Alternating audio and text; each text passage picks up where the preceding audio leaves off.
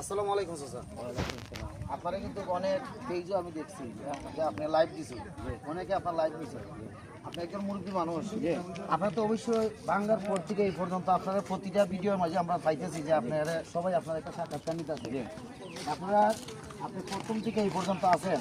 আমরা এই বাঙ্গার কাজটা আমরা কতটুকু এগিয়ে আছে কি আপনার এদিকে যায় এদিকে আপনার এমপি মহোদয় আমরা আসলাম, এমপি মহোদয় আমরা কিছু ভিডিও পাইছি, তাই গুরুত্ব কাজ চালাইতেছে অলরেডি দেখছি আজকে কিছু বস্তা বস্তা আইছে, এগুলোর ব্যাপারে আপনি কিছু বলবেন? যে আলহামদুলিল্লাহ এমপি সাহেব উনি এমন একজন এমপি, ওনার কথা কাজের মিল আছে। উনি সেদিন আমরা আমি সেদিন ওনার কাছে যাইতে আমার কষ্ট হয়েছে, যারা ছাত্র হয়ে গেছি। উনি নির্দেশ দিয়েছেন ডিসি মহোদয়কে এবং টিওনো মহোদয়কে। ডিসি মহোদয়কে উনি বলছেন যে কেন বা ফার্মিং বোর্ডের যে নির্বাহী প্রকৌশলী ওনাকে বলছেন যে আপনারা কাজটি দ্রুত চালিয়ে যান। উনি বলছেন যেখানে যদি 100 টাকার কাজ হয় 101 টাকা হবে না, এটা আমি নির্দেশ দিলাম। উনি যে সত্য কথা বলেছেন, নাইবি নবীরা যেভাবে আলিমুল আমার যেভাবে কথা হয় উনি এইভাবে কথা বলছেন, আমার খুব ভালো লাগছে। আজকে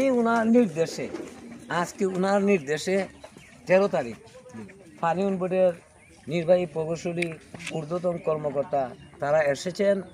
সম্ভবত মনে হয় পুরা আপনার ম্যানেজমেন্ট হয় নাই, কিন্তু তারা তাৎক্ষণিক এমপি সাহেবের নির্দেশ পালনের জন্য যে আগে খাত চলুক, আমরা এস্টিমেট করতেছি খাত চলুক, এখানে খাত চলমান।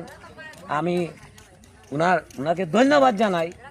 আর আমার জানা মতে একটা সত্য কথা বলতে হয়, যদি আমি মারাও যাই তবু আপনাদের এই মিডিয়ার মাধ্যমে আমি দেশবাসীকে আহ্বান জানাবো যে কয় নদী যখন আসে ফারও থাকবে।